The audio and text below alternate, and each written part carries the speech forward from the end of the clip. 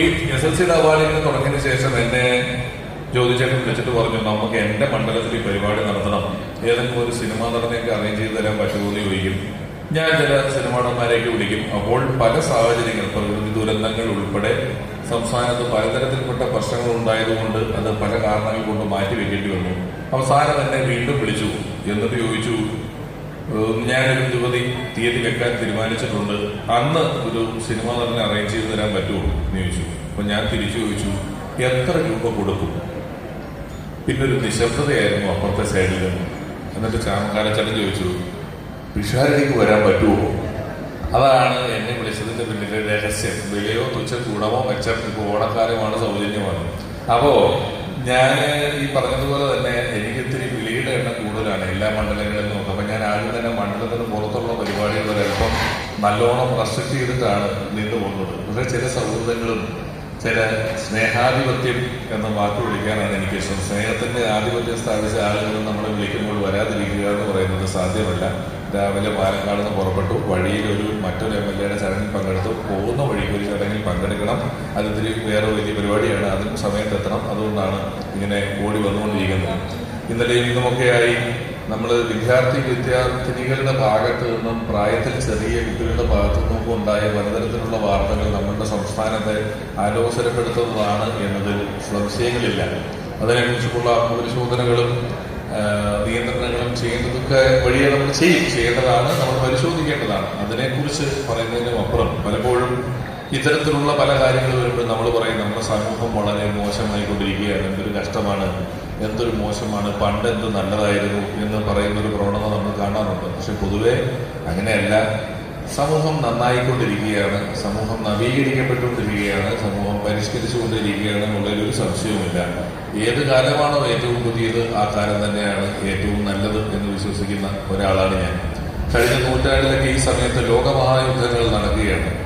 നമ്മുടെ നാടെടുത്താൽ പോലും വസ്ത്രമില്ല, മരുന്നില്ല, ഡോക്ടറില്ല, ആശുപത്രികളില്ല, യാത്രാ സൗകര്യങ്ങളില്ല, വിദ്യാഭ്യാസമില്ല, വിദ്യാഭ്യാസം ഒന്നുകിൽ പഠിക്കാൻ പുസ്തകങ്ങളില്ല, ചോരാത്ത വീടുകളില്ല, 3 നേരം ഭക്ഷണം വെക്കുന്ന വീടുകളില്ല. ഇതൊന്നുമില്ലാത്ത ഒരു കാലഘട്ടമായിരുന്നു. എന്തിനാ?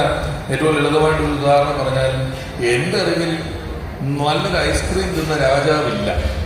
21 കേരളത്തിൽ കറണ്ട് വന്നത്. അത് പിന്നെ ജനകീയമായപ്പോൾ അത് കഴിഞ്ഞ് എത്രയോ കാലം കഴിഞ്ഞിട്ടാണ് ഫ്രിഡ്ജൊക്കെ പോപ്പുലർ ആകുന്നത്. എന്നിട്ടാണല്ലോ ഐസ്ക്രീം ഒക്കെ വരുന്നത് തന്നെ. അപ്പൊ നല്ലൊരു ഐസ്ക്രീം തിന്ന രാജാവില്ല. ഏതൊക്കെ ഒരു കാറ് കയറി 40 കിലോമീറ്റർ മേലെ സ്പീഡിൽ നേരെ ചൊവ്വേ യാത്ര ചെയ്തൊരു രാജാവില്ല. ഇവരൊന്നും ഇല്ല, അതൊന്നും രാജാവിനേ ഇല്ല. അപ്പൊ നാട്ടുകാരുടെ കാര്യത്തെ കുറിച്ച് പറയേണ്ടതില്ലല്ലോ. അങ്ങനെ ഒരു കാലഘട്ടത്തെ കുറിച്ചാണ് നമ്മൾ നല്ലൊരു കാലം എന്ന് പലപ്പോഴും പറയുന്നത്. അങ്ങനെ പറയാനുള്ള ഒരു പ്രധാനപ്പെട്ട കാരണം, അന്ന് ഇത്രയും സോഷ്യൽ ട്രാൻസ്പെറൻസി ഇല്ല. ഇന്ന് സോഷ്യൽ ട്രാൻസ്പെറൻസി വളരെ കൂടുതലാണ്. ലോകത്തിന്റെയോ കേരളത്തിന്റെയോ ഏത് കോണിൽ എന്ത് മോശം കാര്യം നടന്നാലും നമ്മളതറിയും. 100 കാര്യങ്ങൾ നടക്കുന്നതിൽ 10 മോശം കാര്യവും 90 നല്ല കാര്യവും നടക്കുന്നുണ്ടെങ്കിൽ ഈ 10 മോശം കാര്യങ്ങൾ നമ്മൾ നിർബന്ധമായും അറിഞ്ഞിരിക്കും. 90 നല്ല കാര്യങ്ങൾ അറിയില്ല. 1000 കാര്യം നടക്കുമ്പോൾ 100 മോശം കാര്യങ്ങൾ നമ്മൾ അറിയും, 900 നല്ല കാര്യങ്ങൾ നമ്മൾ അറിയില്ല. ഇങ്ങനെ മോശം കാര്യങ്ങൾ മാത്രം നിരന്തരം കാണുകയും കേൾക്കുകയും ചെയ്യുക വഴി നമ്മൾ തന്നെ വളരെ അപ്സെറ്റാണ്, നമ്മൾ തന്നെ വളരെ സങ്കടത്തിലാണ്, ചുറ്റും നോക്കുന്ന നമ്മൾ വളരെ ഡിപ്രസ്ഡാണ്. അതിനിടയിൽ നമുക്ക് സന്തോഷിക്കാൻ കിട്ടുന്ന അവസരങ്ങളാണ് ഇത്തരത്തിലുള്ള ഒത്തുചേരലുകൾ, വിജയത്തിന്റെ ആഘോഷങ്ങൾ, പഠിച്ചതിന്റെ, മാർക്ക് വാങ്ങിച്ചതിന്റെ, ഭാവിയിലേക്ക് നോക്കുമ്പോൾ ഒരു പ്രകാശം കാണുന്നതിന്റെ എല്ലാം വലിയ വെളിച്ചത്തിലാണ് നിങ്ങളെല്ലാം. ഒരു 200 കൊല്ലം മുമ്പ് കൃഷി മാത്രം മതിയായിരുന്നു ആളുകൾക്ക്. ആകെയുള്ള പഠനം അല്ലെങ്കിൽ ഏറ്റവും കൂടുതൽ കാലം മനുഷ്യൻ ചെയ്ത തൊഴിൽ അതായിരുന്നു. എന്നാൽ ഇന്ന് ലോകം എത്തി നിൽക്കുന്നതിന്റെ ഒരു വേഗത എന്ന് പറയുന്നത്, ഇപ്പോൾ എന്ത് പഠിച്ചാലാണ് അതിന് 20 കൊല്ലം കഴിഞ്ഞാൽ പ്രസക്തി ഉണ്ടാകുക എന്ന് വലിയ വിദ്യാഭ്യാസ നിരീക്ഷകന്മാർക്ക് തന്നെ മനസ്സിലാക്കാത്ത രീതിയിൽ വിദ്യാഭ്യാസ മേഖലയും വിവരസാങ്കേതിക വിദ്യയുടെ മേഖലയും എല്ലാം ഒരുപാട് വേഗത്തിൽ മനുഷ്യന് കണക്ട് ചെയ്യാൻ പറ്റുന്നതിനപ്പുറത്തുള്ളൊരു വേഗതയിൽ മുന്നിലേക്ക് കുതിച്ചുകൊണ്ടിരിക്കുകയാണ്. വർഷം പോലും ഈ വർഷത്തെ 2 മാസം 3 മാസം കഴിയുമ്പോൾ തീരും. നമുക്ക് തോന്നും എന്തൊരു വേഗത്തിലാണ് വർഷം പോകുന്നതെന്ന്. നമുക്ക് ക്യൂ നിൽക്കുമ്പോഴും ബസ് കാത്തു നിൽക്കുമ്പോഴും ട്രെയിൻ കാത്തു നിൽക്കുമ്പോഴും എല്ലാം ബോറടിച്ചതുകൊണ്ടാണ് സമയം വളരെ നീളമുള്ളതാണ് എന്ന് നമുക്ക് തോന്നിയത്. ഇപ്പോൾ നമുക്ക് ബോറടിക്കുന്നുമില്ല. ആ സാഹചര്യത്തിൽ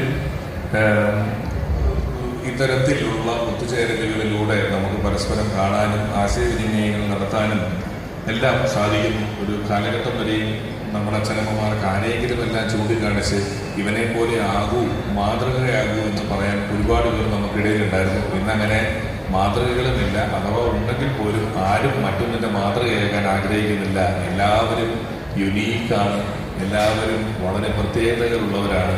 ചുറ്റുപാടുകളോട് കണ്ടു തുറന്നിരിക്കുക. ലോ കോളേജിൽ നിന്ന് LLB പാസ്സാകുന്നവരും മെഡിക്കൽ കോളേജിൽ നിന്ന് MBBS പാസ്സാകുന്നവരും സംഗീത കോളേജിൽ നിന്ന് സംഗീതം പാസ്സാകുന്നവരുമൊക്കെയായി ഒരേ പുസ്തകം പഠിച്ച് ഒരേ സിലബസ് പഠിച്ച് ഒരേ മാർക്ക് മേടിച്ച് ഓരോ കൊല്ലവും 100 പേർ പുറത്തിറങ്ങുന്നു എന്ന് വിചാരിക്കുക. 15 കൊല്ലങ്ങൾക്കപ്പുറം നിങ്ങളുടെ കരിയർ പരിശോധിച്ചാൽ ചിലർ ആ ജോലി ചെയ്യുന്നേ ഉണ്ടാകുന്നില്ല, ചിലർ ആ ജോലിയിൽ ഒരുപാട് ഉയരങ്ങളിലെത്തും, ചിലർ എവിടെയും എത്താതെ പോകും. എന്തുകൊണ്ടാണ് ഒരേ പുസ്തകവും ഒരേ സിലബസും പഠിച്ച് ഒരേ മാർക്കും പഠിച്ച ആളുകൾ 10 വർഷങ്ങൾക്കപ്പുറം പലതരത്തിലാക്കി പോകുന്നത് എന്ന് പറയുന്നത് സാമൂഹികമായ നമ്മളുടെ ഇടപെടലുകൾ, മനസ്സിലാക്കലുകൾ, അനുകൂലിക്കലുകൾ, പ്രതികൂലിക്കലുകൾ തുടങ്ങി നമ്മളെടുക്കുന്ന പല തീരുമാനങ്ങളെ ആസ്പദമാക്കി അത് വ്യത്യാസപ്പെട്ടിരിക്കും. അപ്പോൾ പഠനത്തിലെ ഏറ്റവും പ്രധാനപ്പെട്ട ഒരു കാര്യം പഠിക്കുക എന്നുള്ളതാണ്. എങ്ങനെ പഠിക്കണം നമ്മുടെ സമൂഹത്തെ, എങ്ങനെ മനസ്സിലാക്കണം നമ്മുടെ സമൂഹത്തെ എന്നുള്ളത് മനസ്സിലാക്കിയാൽ എളുപ്പമാണ്. ഒറ്റ ഉദാഹരണം പറഞ്ഞ് ഒഴിവാക്കാം.